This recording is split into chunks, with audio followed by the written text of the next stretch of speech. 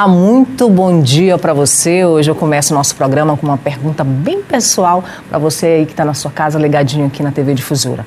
Cuidado, autocuidado e espiritualidade. Como que essas questões impactam na sua vida relacional? Você já parou a pensar sobre isso? Buscou essa reflexão?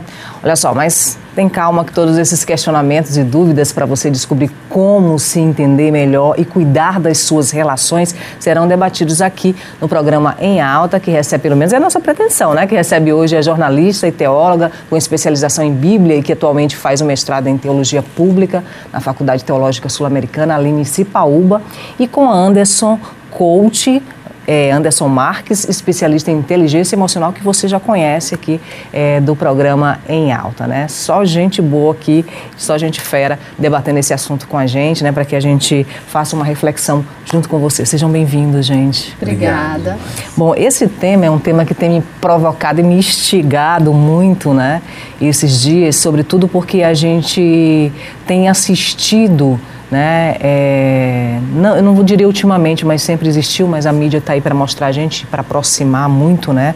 A gente das nossas relações, das coisas boas e das coisas mais que existem em nós, né? As redes sociais são um exemplo disso, né? Então a gente, por vezes, assiste por aí o circo dos horrores acontecendo, né? E eu queria muito tratar desse tema que fala de cuidado, de autocuidado com o outro, né? E como que a gente trata essas nossas relações. E eu queria começar falando sobre a questão da palavra que mata, né? E que da palavra que dói, da palavra que fere, né? Como que a gente pode, num mundo tão conturbado como o nosso de hoje, onde aquilo que está na rede social, aquilo que está na televisão, tem tanta importância para a gente e parece que a gente vive todos os dias num intenso Big Brother, né, da vida, né, sendo vigiado 24 horas, como que isso impacta, né, o nosso dia a dia e as nossas relações com o mundo. Né? Para a gente abrir aí a nossa reflexão, quem quer começar? Nossa amiga, por favor. Eu acredito que hoje as redes sociais ela tem um papel muito importante na nossa vida, né? Eu acho que tudo vai de como você usa, né? Como você se comporta diante daquele contexto. Acho que hoje as pessoas se permitiram se escravizar por esse movimento e também pela questão do vazio de si. As pessoas precisam estar naquele ambiente, precisam se mostrar, né? Então acabam, às vezes, inconscientemente escravizadas desse movimento. Então acho mesmo que a gente precisa falar sobre isso, a gente precisa conscientizar. Hoje já há muitos movimentos de conscientização sobre o uso das redes sociais, inclusive a minha tese do jornalismo, quando eu me formei, foi sobre cyberteologia, a questão da fé nas redes sociais, a questão de como eu me coloco como ser de fé nas redes sociais, né? Que na verdade as redes ela é uma extensão de você. Então como é que eu coloco a minha vida nas redes sociais? Como é que é essa minha extensão nas redes sociais? Né? E às vezes essa extensão ela tem se tornado uma falsidade.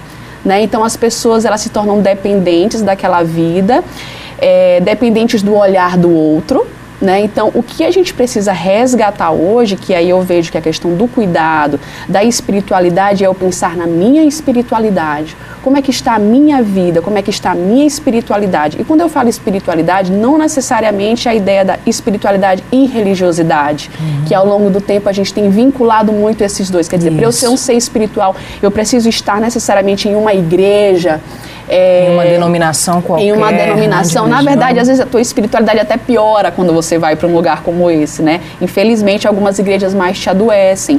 Mas, hoje em dia, as pessoas, por conta da globalização, por conta do acesso que você tem a tantos assuntos, as pessoas já estão ficando mais conscientes com relação à espiritualidade. Quer dizer, hoje eu já consigo ter a minha espiritualidade, eu consigo entender melhor que ser eu sou fora dessa igreja. É por isso que o número de desigrejados tem aumentado muito. Nossa, de uns 2 anos para cá aumentou muito, porque as pessoas estão estão conseguindo compreender que, não, peraí, eu preciso parar e eu preciso me entender. Que ser eu sou? Que ser de fé eu sou? Que espiritualidade eu tenho? E buscando esse resgate mais interior. Eu acho que isso é uma caminhada necessária, uma caminhada de desconstrução. A desconstrução, ela dói mais que a construção, né?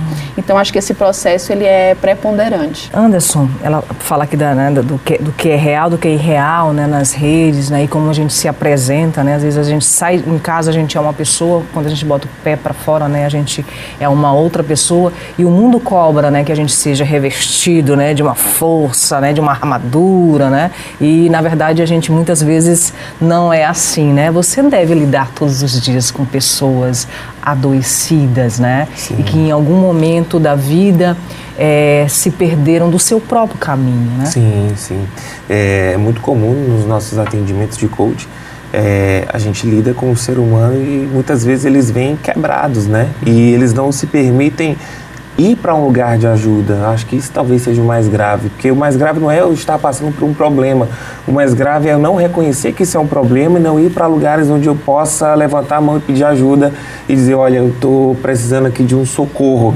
E isso faz com que a situação daquela pessoa se agrave. E graças a Deus hoje a gente está chegando num nível de consciência onde se sabe que nós temos o corpo, a alma e o espírito. Muitas vezes isso era renegado. Se via apenas a parte física, aquilo que estava aparente aos olhos. Sim. Graças a Deus, hoje as pessoas estão criando essa consciência que é preciso cuidar do corpo, da alma e do espírito. Então, eu não vou conseguir ter uma vida plena, uma vida curada, uma vida onde as coisas fluem, se eu não cuidar dessas 3 esferas. Por isso é tão importante inteligência emocional, inteligência espiritual e também a parte física, né? O meu corpo. E entender que isso tudo tem o mesmo grau de importância. Esse pensamento de que enquanto eu cuido da minha alma, ou enquanto eu cuido do meu corpo, eu não estou sendo tão espiritual quanto se eu estivesse num mosteiro, é um pensamento pagão. Porque, na verdade, o pensamento de Cristo é que a espiritualidade ela é experimentada também no dia a dia. Então, enquanto eu estou cuidando do meu templo, do templo de Cristo, eu estou cuidando da minha vida espiritual. Enquanto eu estou cuidando das minhas emoções, eu estou cuidando da minha vida espiritual. Se as nossas emoções não estiverem em dia, a gente nem consegue acessar a nossa espiritualidade direito. Tem uma palavra que diz que Deus ele resiste ao orgulhoso, mas dá graça ao humilde. Então, se eu não tiver nem inteligência emocional, eu não consigo nem acessar o divino de uma forma plena. Então, é muito importante esse equilíbrio entre essas 3 esferas, porque isso vai fazer com que eu esteja blindado a uma crítica numa rede social, eu esteja blindado à tendência de me comparar com a vida do outro na rede social, e isso vai fazer com que eu tenha um valor próprio muito grande, entendendo meu valor sem exagero, mas também sem falsa modéstia, e isso vai fazer com que eu esteja firmado na vida e pronto para enfrentar esses desafios. Quando a gente fala em cuidado, autocuidado, e quando a gente fala desse equilíbrio, né, dessa cura, isso passa por construções que elas não são individuais, elas são construções coletivas, né? Na hora que eu busco a minha cura, eu preciso também tratar de todas essas minhas relações, né? Relações familiares, relações com amigos, relações no ambiente de trabalho, né? Porque não dá para se curar sozinho. Eu penso, já que a gente é um ser relacional, né? Como é que vocês veem isso? Exatamente. Eu acredito que, e por experiência também própria, e por caminhar também com algumas pessoas, eu tenho percebido que a cura ela está no outro. A tua cura sempre está no outro. E Jesus ele foi o grande,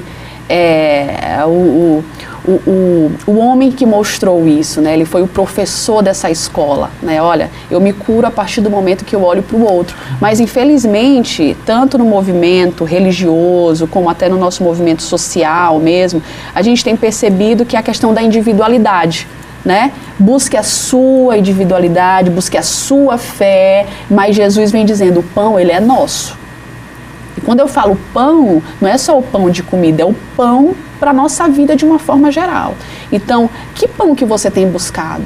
Né? Você tem buscado, eu quero me dar, eu não consigo compartilhar o meu dinheiro, eu não consigo compartilhar a minha fé, eu não consigo compartilhar minhas dores, porque os meus sorrisos, minha alegria, nada. Mas eu costumo dizer que assim, eu aprendi sobre Jesus no dia que eu coloquei os meus pés nas palafitas, aqui em São Luís, quando eu cheguei lá. e eu conheci uma outra realidade, eu me relacionei com outra pessoa diferente do meu meio, e eu vi que aquelas pessoas, elas conheciam muito mais a Deus do que eu, que fui para uma faculdade de 3 anos. Eu fiquei, bom, o que é que eu estudei? Foi muito bom o que eu estudei, para mim a Faculdade Teológica Sul-Americana, ela é uma referência, mas você precisa, não só como teólogo, mas como qualquer outro profissional, você precisa pisar em outros espaços. Seu pé precisa estar junto com o outro. A fé, ela é coletiva. Então, eu sempre bato na tecla, a gente precisa desconstruir, porque a espiritualidade é com o outro. A nossa oração precisa ser coletiva. A minha busca da espiritualidade precisa ser coletiva. Né? Então, acho que a gente precisa ir a fundo nisso e refletir muito sobre essa passagem do Pai Nosso, né? O pão, ele é nosso, eu preciso aprender a dividir. E acredito que hoje as pessoas estão nessas dores, ansiedade, depressão. Você vê quantas pessoas... Antes era muito difícil você conhecer alguém, né, com depressão. Até hoje ainda é um pouco... As pessoas ainda têm um pouco de vergonha, mas hoje a coisa está mais assim escancarada. Mas eu vejo várias pessoas me dizerem, Aline, quando eu ajudei alguém, ou quando eu estava, por exemplo, quando eu estava com uma doença e fui numa roda de conversa, eu melhorei. Quando eu fui lá nas palafitas almoçar com alguém, eu melhorei. Quer dizer, há algum segredo nisso aí, né? E Jesus, ele já trouxe essa reflexão pra gente. Caminhe junto com o outro, esteja do lado do outro, porque é a relação que te salva. E é interessante essa questão do outro, né? Na nossa metodologia a gente tem uma ferramenta tão simples, né, que a gente chama de MAS, Mapa de Autoavaliação Sistêmico, onde você vê aí 11 pilares da vida. E nesses pilares a gente tem o pilar parentes, que é o nosso relacionamento com a nossa família de origem, pai, mãe, irmãos. A gente tem o pilar conjugal, a gente tem o pilar filhos, tem o pilar social dos amigos, tem o pilar servir. E é muito impressionante porque às vezes a pessoa ela vem com alguma dor. O meu casamento está doendo, ou a minha vida financeira está doendo, e ela, não, eu quero resolver isso. E lá, quando ela faz esse exercício, ela começa a entender que, na verdade, a maior dor dela não é ali. A cura daquele pilar que ela veio buscar, na verdade, está na cura do relacionamento de pai e mãe. Sim. Mas a é fundo, muito comum, né? isso. Sim. Então, no processo de coaching individual, é muito comum. Vem um empresário e diz, olha, eu quero triplicar meu faturamento. E aí a gente fiz de tudo, não consigo, já apliquei todas as regras aí da administração, do marketing. Aí a gente vai fazer um mapeamento, vou fazer um mapeamento dele e tal, e quando eu vejo, mágoa de pai. E aí a gente começa com as intervenções, e quando ele reestabelece essa conexão com o outro, que pode ser o pai, pode ser a mãe, ou alguém que ele não tinha pensado, ele começa a entender melhor a prosperidade. Ele começa a se desligar dos padrões negativos do pai dele, que faliu 3 vezes. E aí as ferramentas de administração vão surtir muito mais efeito, porque agora a alma dele está pronta para isso. Então é muito importante que a gente tenha realmente essa conexão com o outro, porque é nisso que está a cura. Principalmente quando a gente olha para a nossa raiz, para a nossa família, né? Quantas pessoas hoje, elas estão desligadas da raiz. E parece um termo forte, talvez quem está em casa pense assim, não, mas eu me dou muito bem com a minha mãe, com o meu pai, ou eu estou perto, eu abraço e tudo.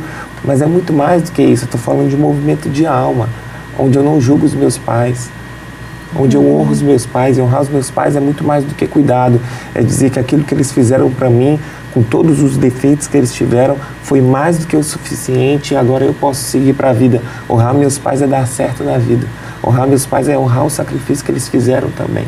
Então, essa conexão com o outro, ela permite essa cura. E se a gente for observar, muitas coisas começam, né, além de muitos males, né, e muitas dores começam dentro da relação familiar, que a gente diz, é sangue do meu sangue, então é parecido comigo. E na verdade não é, né? Sim. Quando você olha para o universo familiar, você vê que Deus é tão sábio que Ele coloca a gente junto com pessoas completamente diferentes da gente, né? Para que a gente possa aprender dali, né, administrar os nossos conflitos e saber mais da gente. Sim, vocês concordam com isso? Sim, eu acho que aprender a lidar com o diferente é o que torna a gente humano, né? Outro ponto também que a gente percebeu, acredito, nesses últimos 4 anos aí com essa polarização política, o quanto que foi difícil, especificamente no Brasil, a ideia de você conviver com o diferente, né? A gente tem muito essa dificuldade. A gente pode se preparar, a gente pode ler, mas acho que vai ser uma busca constante. Quer dizer, eu estou preparada para ouvir alguém que tem uma fé diferente da minha, que tem uma espiritualidade diferente da minha. Que tem um posicionamento político diferente. Que tem um posicionamento político diferente, que pensa as relações amorosas de forma diferente. Hoje a gente vê, né, os casais casados, mas cada um morando na sua casa. Não, mas isso aí está errado. Mas está errado no meu ponto de vista, né? Como diz o Leonardo Boff, cada ponto de vista é visto de um ponto, né? Então a gente precisa entender isso. Não, peraí, o meu limite para olhar é até aqui, mas e a partir daqui é o outro. Então essa questão de dar liberdade para o outro, respeitar a individualidade do outro, são desconstruções também que a gente precisa fazer. Mesmo a gente sendo um ser relacional,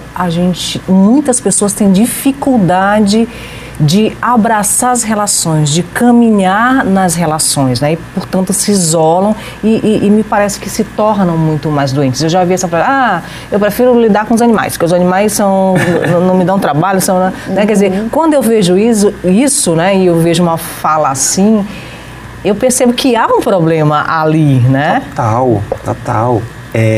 Quando a gente fala de inteligência emocional, a gente fala de 2 competências basicamente.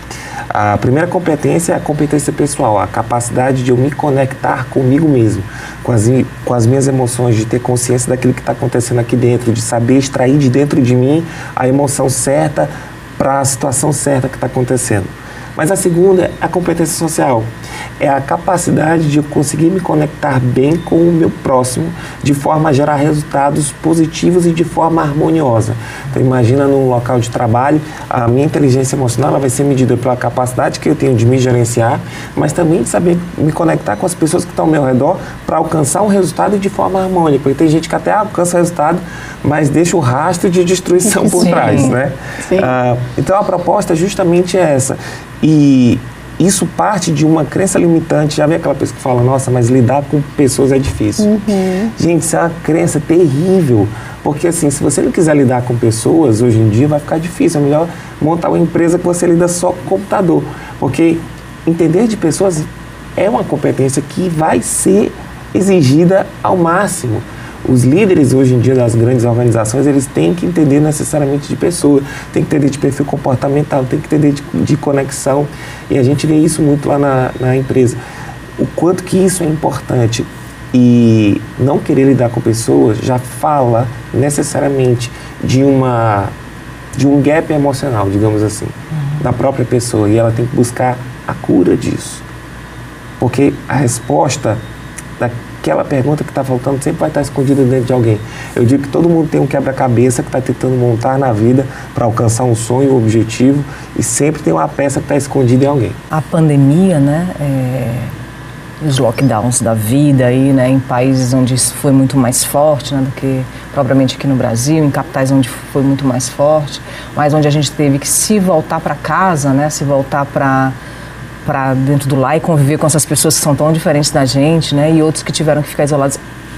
Alguma lição a gente tirou dali, né, de todo esse processo, né, e nos custou muito caro, né, se enxergar um pouco, né, dentro daquela pandemia, porque é meio que a gente olhava para tudo enquanto é lugar, parecia que tinha um espelho, né, nos mostrando dentro da pandemia, né, mostrando exatamente quem nós somos. O que a gente pôde tirar na visão de vocês aí dessa experiência humana que tivemos, porque foi um fenômeno mundial que ainda está aí, né, que ainda nos preocupa? Eu acredito que 2 pontos. Primeiro, a questão da espiritualidade do corpo, né? Acho que a gente precisa repensar sobre isso, né? Que às vezes a gente pensa na espiritualidade, a gente pensa numa coisa muito cósmica, né? Uma coisa assim abstrata. E não, a espiritualidade a espiritualidade é a minha mão, é o meu corpo, é o meu pé, onde o meu pé vai, né? Onde o meu corpo vai, o que eu faço com o meu corpo, tudo isso é espiritualidade. Então acredito que a questão das vacinas, a questão do cuidado, por exemplo, ontem eu estava lendo que muitas pessoas morreram, não por conta da Covid, sim, mas pelas comorbidades que elas já tinham, né? Então, que espiritualidade do corpo você está tendo, que cuidado você está tendo, né? O primeiro ponto. E o segundo ponto seria: eu estou enxergando para a vida que eu estou tendo, porque foi exatamente, Cris, isso que tu falaste. As pessoas estão nessa correria, elas não estão nem compreendendo que vida elas estão tendo. Então, a pandemia, ela fez, como tu falaste, ela colocou um espelho na tua cara. Olha, você está assim, a tua família está assim. Então, diante desses espelhos, as pessoas se separaram. O nível de separação na pandemia foi enorme. O número de também, violência também. De violência. Né? O número doméstica. de mulheres que se suicidaram no Japão, eu estava lendo, enorme. Né? Então, a relação com o filho, a relação com o marido, quer dizer, a pessoa mais em casa, nossa, nossa, meu casamento tá assim, né? A pessoa foi enxergar, meu relacionamento com meu filho tá assim, é isso que meu filho tá fazendo, quer dizer, colocou realmente um espelho diante de você e obrigou você a olhar para si. Né? Então, acho que isso foi muito desafiador com relação à relação. Então, acho que ficou esses dois aprendizados que a gente não deve esquecer. Apesar da correria, a gente voltou para o trabalho, muita gente continua em casa, né, trabalhando de casa, mas como é que está a minha vida? Peraí, quando eu chego em casa, eu consigo refletir como é que está a minha relação, meu casamento, meu filho, eu preciso pensar um pouco mais sobre isso. Então, acho que essa questão do espelho que tu falaste é um ponto primordial. Colocou o espelho e a gente precisa continuar com esse espelho, olhando e dizendo quem eu sou. Acredito. Talvez seja uma resposta que a gente nunca vai conseguir, né, de fato, totalmente né? abarcar, né? Mas, na tua opinião, Anderson, por que a gente tem tanto medo desse espelho? Olha, quando a gente fala de quem eu sou, né, nós entendemos assim. Nós temos uma identidade perfeita, vinda de Deus, a nossa centelha divina, e é como se ela fosse um diamante dentro da gente. Essa é a nossa identidade perfeita. Só que ao longo do nosso nascimento, do nosso crescimento, da nossa infância, começam a ser colocados como se fossem post-its, com falsas ideias sobre quem eu sou.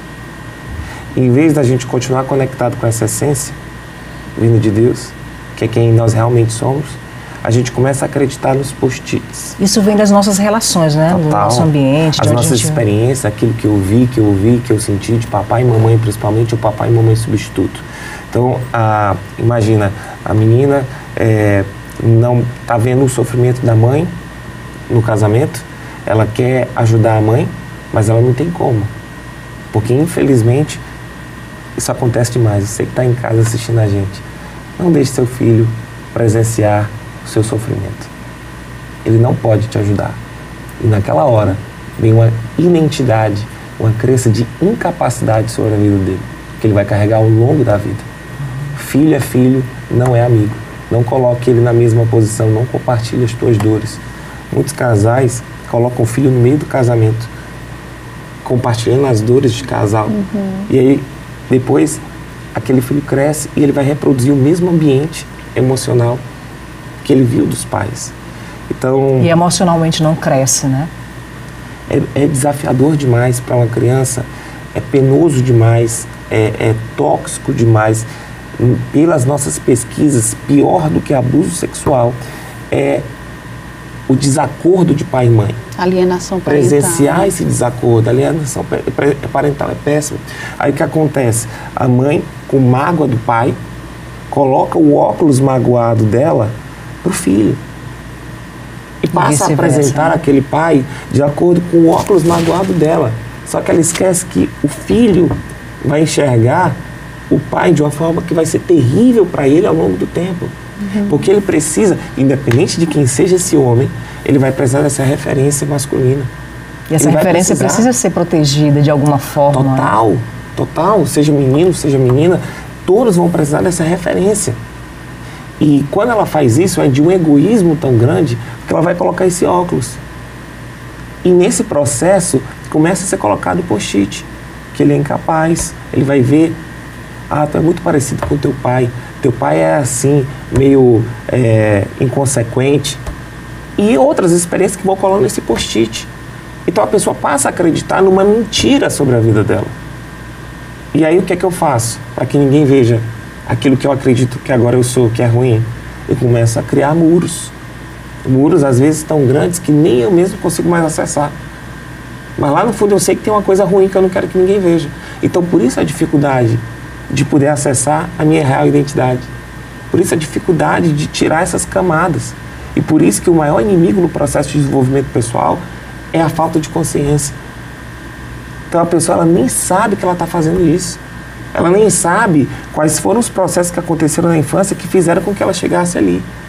Um dos ganhos maiores que a gente tem quando o pessoal vai para o método CIS ou na sessão de coach individual é a consciência. Caramba, agora eu entendi por que eu achava que eu era incapaz. Caramba, agora eu entendi que aquela situação com a minha mãe ficava dizendo que não era para eu depender de homem, que todo homem traía. Agora eu entendi, a mulher cresce, agora eu entendi porque que a minha vida amorosa nunca deu certo, porque que eu só atraí o homem realmente que só queria uma noite comigo e nada mais. Agora eu entendi porque que eu sou super bem resolvida profissionalmente, mas eu não consigo construir família. E aí ela vai entender. Agora, sem essa consciência disso, fica muito desafiador. Gente, vou só chamar uma frasinha aqui pra gente ir pro intervalo e a gente vai refletir um pouquinho sobre ela na volta, né? Do Albert Einstein. Todo mundo é um gênio, mas se você julgar um peixe por sua habilidade de subir em uma árvore, ele viverá toda a vida acreditando que é estúpido. Porque ele não vai conseguir subir na árvore, não é o ambiente dele, né? Então a gente vai pro intervalo e a gente volta com essa frase aqui, tá bom, Thiago? Tu coloca ela na volta aqui pra gente. Até já. De volta com o programa Em Alta, com a jornalista e teóloga Aline Cipaúba e com o Anderson, né, que é Anderson Marques, que é coach, né? Então, assim, a gente foi para o intervalo com essa frase, né, do Albert Einstein: todo mundo é um gênio, mas se você julgar um peixe por sua habilidade de subir em uma árvore, ele viverá toda a vida acreditando que é estúpido. Tem muita gente fora do lugar, não tem? Assim, né? Ou por conveniência, ou porque alguém disse para ele que ele deveria estar por ali, ele acabou nessa história da consciência que a gente vinha falando, né? Acreditando que seria dessa forma, né? Um peixe querendo subir em árvore, né? Quando eu leio essa frase, Cris, eu lembro, e lembro por conta de conversa com muitos amigos sobre a questão da homoafetividade. Principalmente dentro das igrejas, eu vou falar aqui igreja porque é o caminho que eu estou mais inserida, né? Mas, por exemplo, hoje em dia, as igrejas, elas não aceitam muito essa condição social. Então, acabam fazendo que você seja ou assexuado ou hétero, né? Então, eu olho aqui, quer dizer, estão fazendo com que um ser humano que tem uma sexualidade diferente da minha, entre num padrão, né? Então, acredito que ultimamente também, por conta da conscientização que algumas igrejas estão tendo, que o próprio movimento feminista trouxe, que o próprio movimento LGBT também trouxe, as pessoas elas estão começando a se aceitar como elas são. E ao longo desses últimos 10 anos, eu conheci muitas pessoas e muitos amigos que choravam assim: Aline, mas eu não consigo entrar nisso, quer dizer, eu não consigo subir nessa árvore, porque eu sou peixe, né? Como é que eu vou fazer? Eu quero estar numa igreja, eu quero ser aceito na minha família, eu quero ser aceito na sociedade, mas eu não consigo entrar nesse padrão. E hoje em dia há uma grande discussão, por exemplo, a questão do movimento queer, né?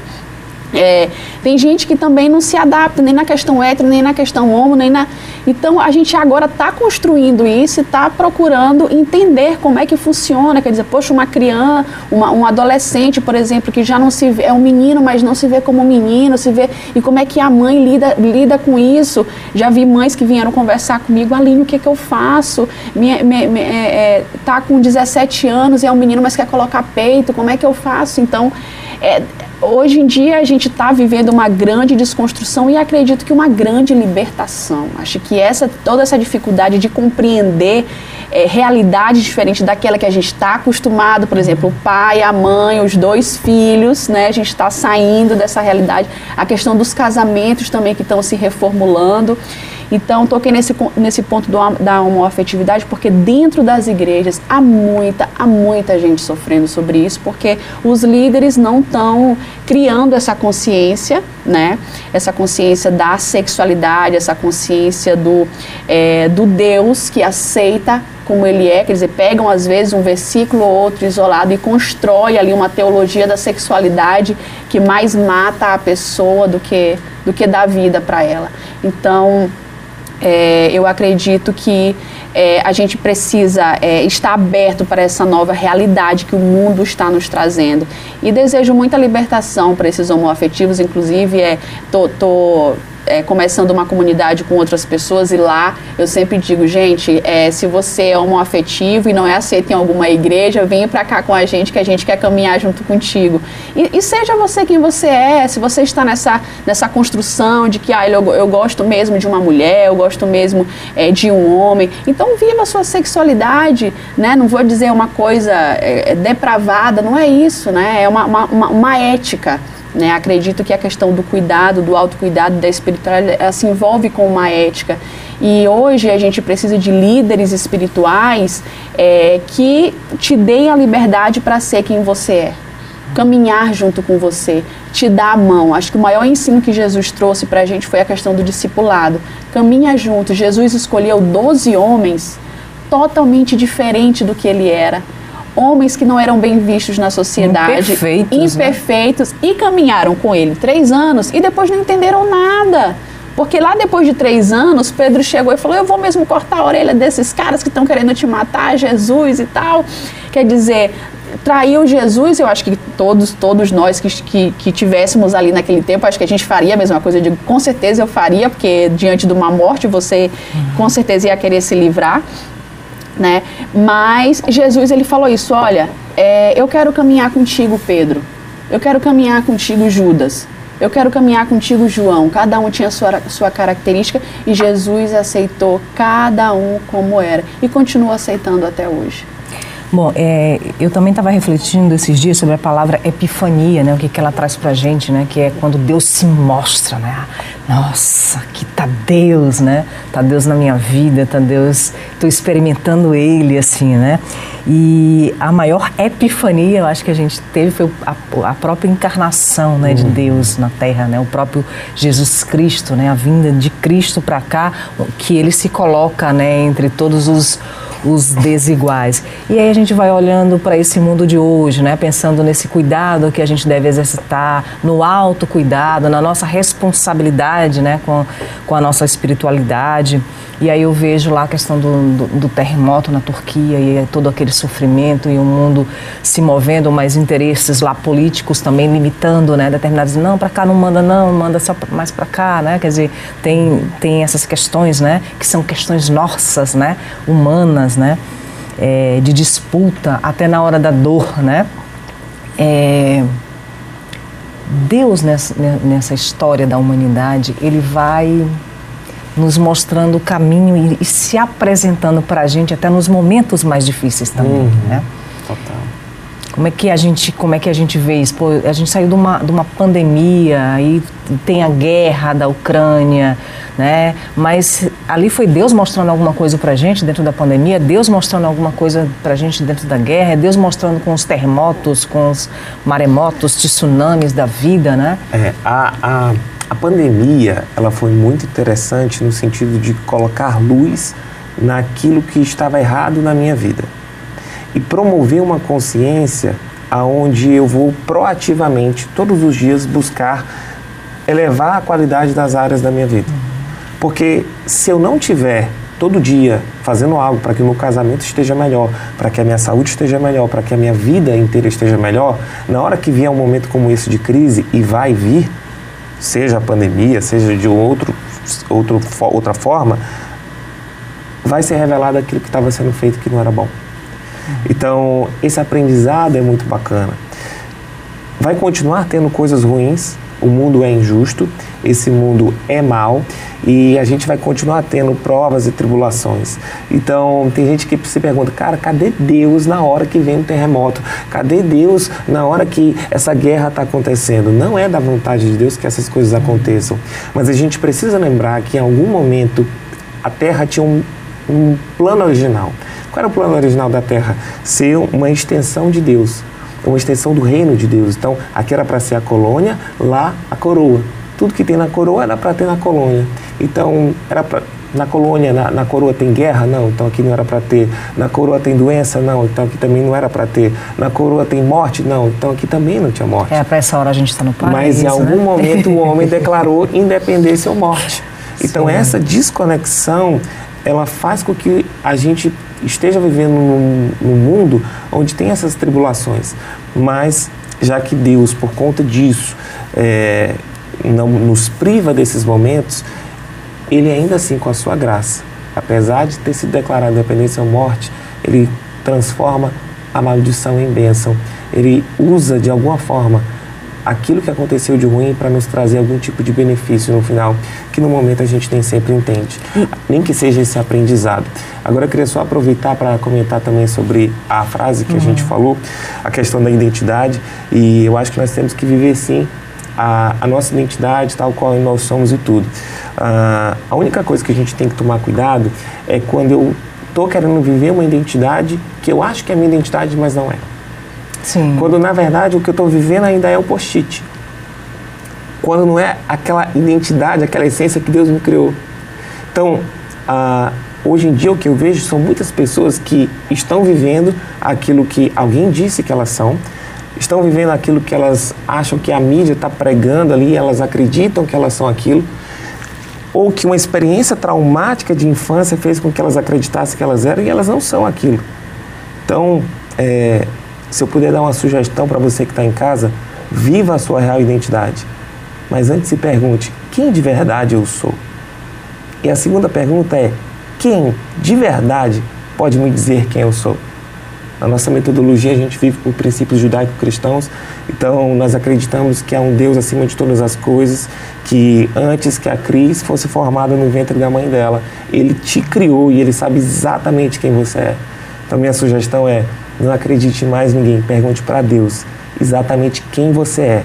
E ainda que essa identidade, hoje, quando você olha para a tua vida, seja completamente diferente daquilo que você vive, passe a se conectar, entre no processo para que você se conecte com a tua real identidade. E você vai ver que muita coisa era só post-it, mentira por todo lado, que colou na tua alma, na tua essência, e você vai ter uma vida muito mais abundante. E eu acredito que essa construção, Anderson, que tu está falando, que é muito importante, Jesus ele vai fazendo junto com a gente. Sim. Né? Porque é como tu falaste, essa pergunta que tu fizeste, só que gostaria de pontuar algo, quando tu falaste os terremotos, né? Hoje de manhã eu comentando com a minha tia sobre isso, poxa, eu acho que já chegou a 20 mil mortos, não sei, e a gente fica, meu Deus, a responsabilidade nossa com relação à terra é nossa. Eu não posso passar uma responsabilidade para Deus que colocou algo na minha mão, Ele colocou esse copo na minha mão, se eu pego esse copo e eu quebro aqui, eu não posso dizer que foi Deus que quis.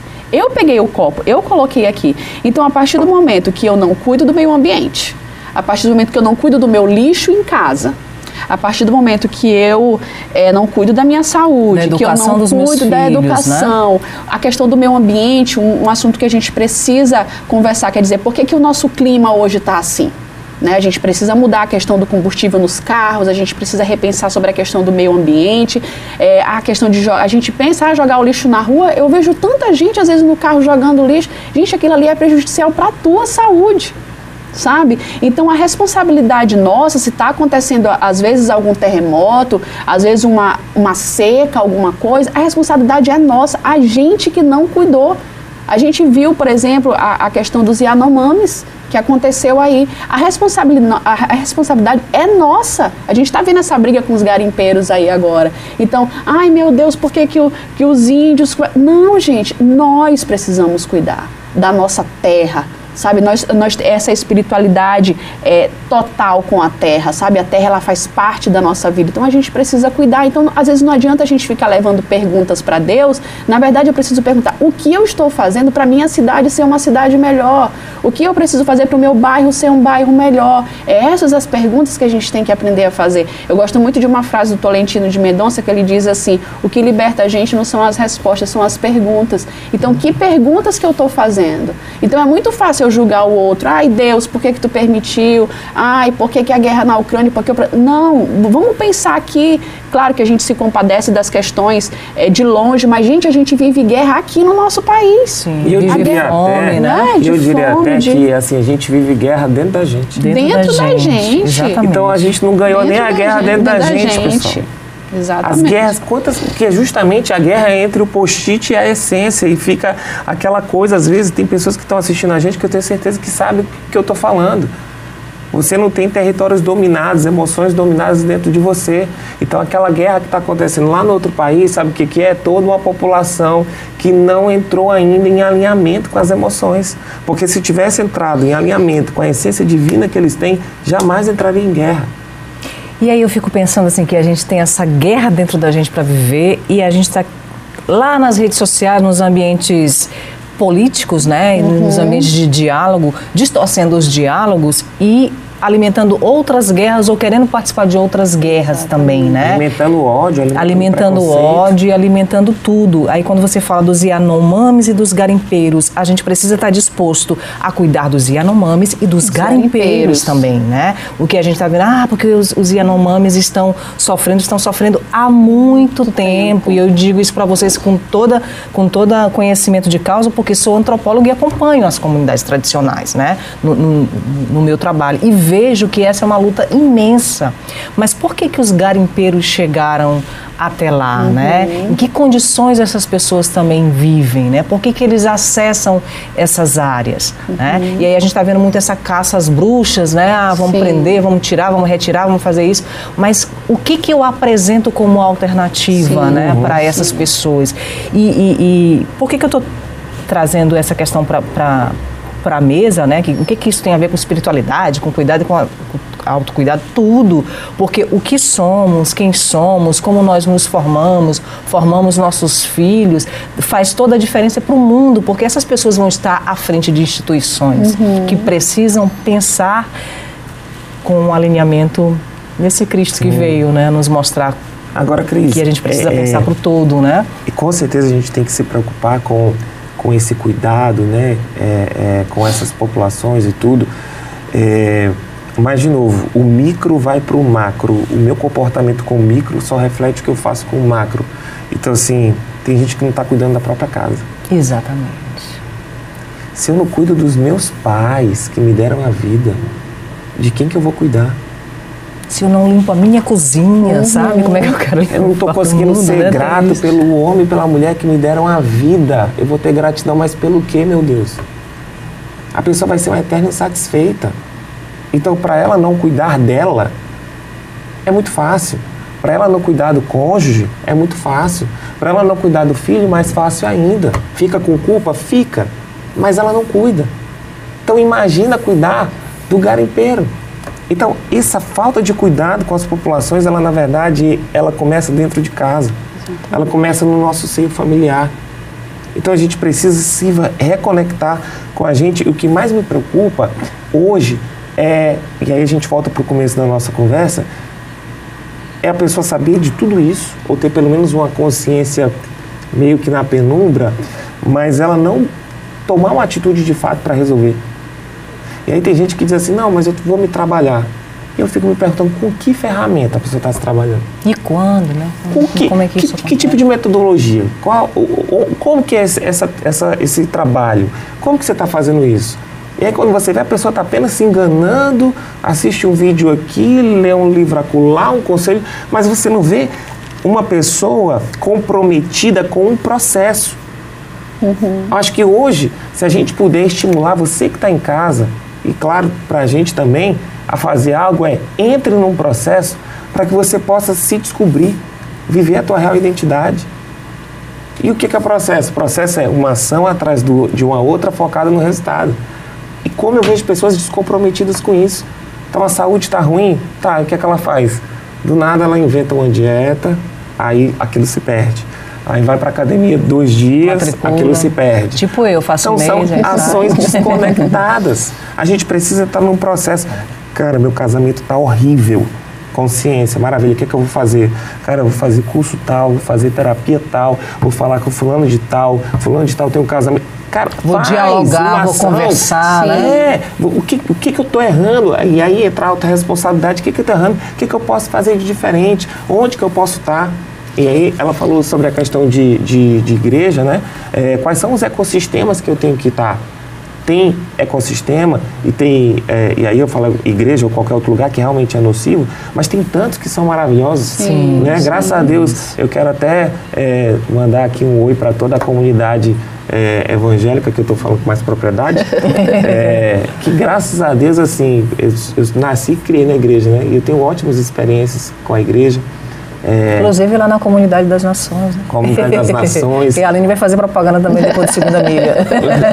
E assim, graças a Deus a gente tem tido uma comunidade receptiva, né? E como é bom você ter um ecossistema legal. Sim. Então procura um ecossistema saudável. Tem gente que está com problema no casamento porque o ecossistema dos teus relacionamentos é só de casal disfuncional.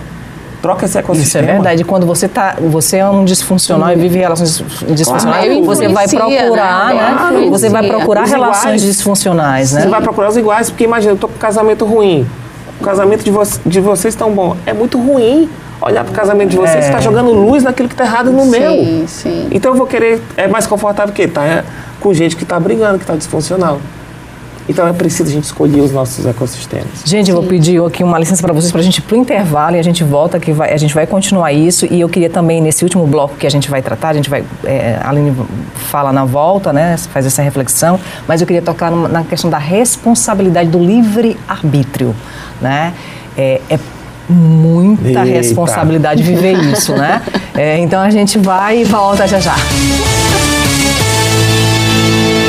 Voltamos com o programa Em Alta, aqui conversando com o Anderson e com a Aline. Só gente boa, e eu falei essa palavra livre-arbítrio e todo mundo, meu Deus do céu, esse é um negócio difícil de falar, que Deus nos abençoe, né? Vamos aqui para a frase do Malcolm Forbes. Muitas pessoas valorizam demais o que não são e subestimam o que são.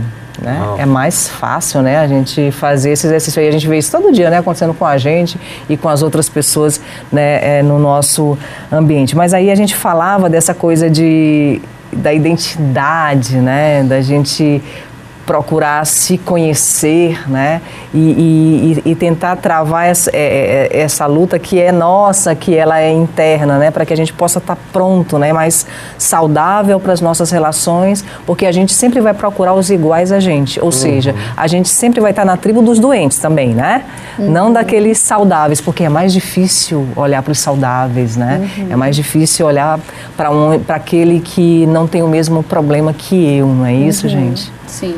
A Aline pode fazer as considerações dela aí em relação a essa... A gente estava conversando aqui sobre essa questão do autocuidado, eu fico pensando assim, eu acho que você, Anderson, e também o meu perfil, e talvez o teu perfil também, Cris, tem pessoas que são mais resolutivas, que conseguem chegar e visualizar, não, meu casamento tá ruim, isso aqui tá ruim, eu vou procurar uma terapia. Agora tem pessoas que não são assim. Nessa caminhada pastoral, eu fui começando a compreender que tem pessoas que andam com você mais lenta, que são pessoas mais resolutivas, tem pessoas que não conseguem nem, às vezes alguém de casa tá olhando aqui pra gente, poxa, é tudo tão bonito, vocês estão falando, mas como? Tá fácil. Mas me fala assim, como? Eu buscar uma terapia, poxa, eu não tenho dinheiro para buscar terapia, poxa, como é que eu faço? Me dá uma solução. As pessoas, na verdade, eu acredito que todo mundo está buscando ser melhor a cada dia. Eu acredito isso. Só que tem gente que está buscando ser melhor pela maneira errada. Eu acho assim que a gente tem que começar tirando o lixo da vida da gente. Assim, acho que a gente consome todos os dias muito lixo. Tira o post-it. A gente consome muito lixo. E muita gente não tem nem consciência. Eu acho que aí é muito mais profundo, porque a pessoa não sabe nem que se ela passar ali 2 horas na rede social, aquilo é ruim para ela. Ela não chegou nem nesse passo básico. Sim, de entender que, meu Deus, o que eu estou ingerindo faz mal para mim. Então, acredito que assim, pra gente ser um pouco mais proativo aqui na nossa conversa e para você de casa, a gente te dá quem sabe, não vou nem dizer, uma simples orientação, seria o quê? Para um pouco, sabe? Deixa tudo de lado, tenta parar um pouco, vai num lugar tranquilo, que esteja só você e você, e pense, porque às vezes a gente não consegue nem pensar. A gente não consegue nem parar para pensar, porque quando a gente o exercício do silêncio, né? A gente não consegue nem ficar em silêncio, né? A gente não consegue nem isso. A gente tá aqui tentando pensar sobre a gente, aí vem uma conta, aí vem o que eu tenho que fazer mais tarde. Então, até isso aí, que é o básico do básico, a gente não tá conseguindo fazer. É difícil, né, Anderson, conversar com a gente mesmo, porque fora a gente lida, de um ambiente controlado, preparado para essa ação terapêutica, é muito desafiador que a pessoa consiga. Então, assim, sem querer fazer propaganda, mas já fazendo, vá em um lugar que você possa passar por um processo como esse, né? Tem vários. Eu vou falar do que eu conheço, a Febracis, que tem aqui na nossa cidade. Nós temos cursos de inteligência emocional, inclusive vai ter um dia 15 de abril, que chama Viva Sua Real Identidade. Então, é um curso montado, preparado para que você possa justamente se conectar com você, descobrir sua real identidade e começar o teu processo. Existem também outras palestras, existem eventos gratuitos, mas se você pode investir, invista em você e você vai ver a diferença que faz. Porque fora de um ambiente é muito complicado, às vezes a gente não para a gente pensar como é que está a minha vida. Isso. Ter consciência de como é que está a minha vida. Tem gente que está com a dor no braço há tanto tempo que ela acha que o braço dói. Sim, que braço nasceu para doer, tá ali para doer, né? Assim, meu Deus, mas o teu braço vivendo não dói? no piloto automático, né? A pessoa, então, mas teu braço não dói. Por que não? Porque o meu dói, sempre doeu. O braço não é para doer? Não é para doer? É isso Falta de mesmo. consciência. Sim. Gente, mas eu penso sempre que nessa construção da espiritualidade e nessa coisa de olhar para o divino que nós somos e de encontrar esse divino fora da gente, né, que está no outro, né, como a Aline colocou, né, essa coisa do outro, né, que é nele que eu encontro a minha cura, porque muitas vezes é nele que eu me enxergo ou eu não me enxergo, né? Então isso é extremamente desafiador, né? Deus vai apontando alternativas se você estiver aberto a se redescobrir, né? Então Deus, eu acho que Ele vai colocando todos os dias na vida da gente um pouquinho dessa semente. E Ele deixou pra gente algo que é tão maravilhoso, que é o livre-arbítrio. Não estou te obrigando a nada. Né? A escolha é sua. Mas se você vier, né, se você descansar em mim, né, se você estiver comigo, o fardo vai ser menor. E às vezes as pessoas não entendem essa questão do fardo. Acho que vai ser tudo maravilhoso a partir do momento em que a gente vai lá e professa determinada religião e a gente acha que vai, nossa, tudo o fardo saiu. Mais ou menos. Eu creio que Cristo veio dizer assim pra gente: olha, a tua responsabilidade começa a partir daí, né? Quando você consegue enxergar o tamanho da responsabilidade. Porque escolher, né, e exercitar o livre-arbítrio é algo difícil. E esse livre-arbítrio, ele está aí nas nossas relações, né? Ele está nas nossas instituições, de como a gente lida com o próprio Estado, de como a gente lida, né, com o mercado de trabalho, de como a gente lida na nossa família, né? Está em tudo, né? E isso é um legado que eu creio que Deus deixou para nós, né? Jesus, ele foi um ser de grande referência. E ele foi o ser que mais ensinou isso para a gente, livre-arbítrio. Inclusive, quando ele veio para a sua missão, ele também usou do seu livre-arbítrio. Senhor, se for possível, tira de mim esse cálice. Porque às vezes a gente olha para Jesus não de forma muito humana, né? Não, Jesus veio e ele foi tão forte porque ele era Deus. Não, gente, Jesus também era 100% humano, sabe? A gente precisa olhar para ele com essa humanidade. Então ele disse: Senhor, se for possível, tira de mim esse cálice, tira de mim essa cruz, mas que seja feita a tua vontade, não a minha. E é interessante isso, porque no final ele se submeteu. Se submete, se a gente for lembrar da história, por exemplo, de Naamã, que ele tinha uma lepra, o que ele queria que acontecesse? Como é que ele queria que fosse o processo dele? Eu vou lá no profeta, ele vai orar por mim e eu vou ser curado da lepra. O profeta disse: não, você vai se banhar 7 vezes ali no rio. Hoje a gente vive E que rio, hein? Um rio que não era muito bom, não. Como se fosse a Lagoa da Jansen. Hoje a gente vive um tempo onde as pessoas, elas não querem se submeter ao processo. Não, eu não quero que seja assim, eu quero que seja do meu jeito. Não, a Bíblia diz isso, eu não quero que a Bíblia... eu quero customizar. Tem que ser do meu jeito. Eu quero padronizar. Não, essa parte aqui não é boa, essa aqui me incomoda. Gente, o processo de cura, ele é um só. E você tem que estar disposto a caminhar no processo. Jesus, que era Jesus, se submeteu a isso. Fala também daquele outro ponto do jovem rico, que ele falou: Senhor, eu quero me submeter, olha, eu obedeço os mandamentos, né? E Jesus fala: não, então vai lá e vende tudo para os pobres. Ele não quis, quer dizer, ele não se submeteu. Quem sabe se ele fizesse aquilo, ele ia realmente encontrar a verdadeira felicidade, né? Então, para você que está aí em casa, pegue esse momento, separe aí uma hora para você, sabe? Pense sobre quem você é, se submeta para aquilo que você precisa submeter, seja na sua relação com seu pai, com sua mãe. Se você puder, procure uma terapia, ou se você estiver mais alinhado com a questão do coach, procure um coach. Se você estiver mais alinhado com a questão de igreja, procure uma igreja que não te adoeça, uma igreja que tenha um ecossistema bacana para você. Procure amigos que te ajudem a ser melhor. Né? Então tem várias maneiras, basta você querer. Agora o primeiro passo, né, Anderson, é esse, eu preciso querer, né, querer. E já sobre as considerações finais, queridos, o que eu posso dizer? Eu posso convidar você aí, então, nesse ecossistema, nesse grupo que a gente está começando aí há um mês, a gente começou um grupo chamado Comunidade Segunda Milha. Nós não temos pretensões de ser uma instituição, a gente tem pretensão de ser uma comunidade que caminha junto, uma comunidade humanizadora, horizontalizada, a gente não chega lá com uma palavra pré-pronta, a gente chega lá para construir a palavra junto. Inclusive eu digo que a gente usa lá a leitura popular da Bíblia, que é uma leitura que se constrói, não é uma leitura pronta. Então, todos os sábados a gente tem se reunido e conversado, a gente chega lá e fala dos nossos dilemas, das nossas dores. E se você quiser participar, bom, por enquanto eu tenho e só... o Anderson também, se quiser participar, né? Um dia lá dar uma contribuição. Não é... Olha, se você for... Você pode ser o que for e você pode ir lá. Não tem negócio de você é isso, você é aquilo, pode participar. Você é livre para ir lá e conhecer. E, afinal de contas, nós estamos lá para construir amizades e para viver essa relação. Eu quero deixar uma palavra para você que ouviu tudo que a gente falou e está aí refletindo. Você não é quem você diz que é. Você não é o que os seus traumas disseram que você não é aquilo que te aconteceu, você é aquilo que Deus, o teu Pai que te criou, disse que você é. Se você não sabe, se você está entendendo que você está acreditando talvez em mentiras, se conecte com isso. E eu quero deixar aqui 2 convites. Primeiro, para que você possa estar com a gente dia 15 de abril, treinamento Viva Sua Real Identidade, que vai acontecer no Espaço São Luís, através da nossa metodologia da Febracis. Se você quiser conhecer mais, entra no meu Instagram, @AndersonVMarques. Anderson com M, @AndersonVMarques, e você vai poder entrar em contato comigo e saber mais. Se você quer cuidar da tua espiritualidade também, eu quero deixar o convite da nossa comunidade, Comunidade das Nações, que fica ali na rotatória do Shopping do Automóvel, ali na Holandeses. Você vai ser muito colhido, muito abraçado, e tenho certeza que vai ter um caminho de fé para você. Deus abençoe você que está assistindo a gente. E eu espero que no próximo convite que a gente esteja aqui, a gente possa estar comemorando aí relatos de pessoas que assistiram o nosso programa. Que bom. Que fichas caíram e que eles evoluíram nisso. Queria só terminar aqui, Tiago, com essa frase para deixar aqui para as pessoas.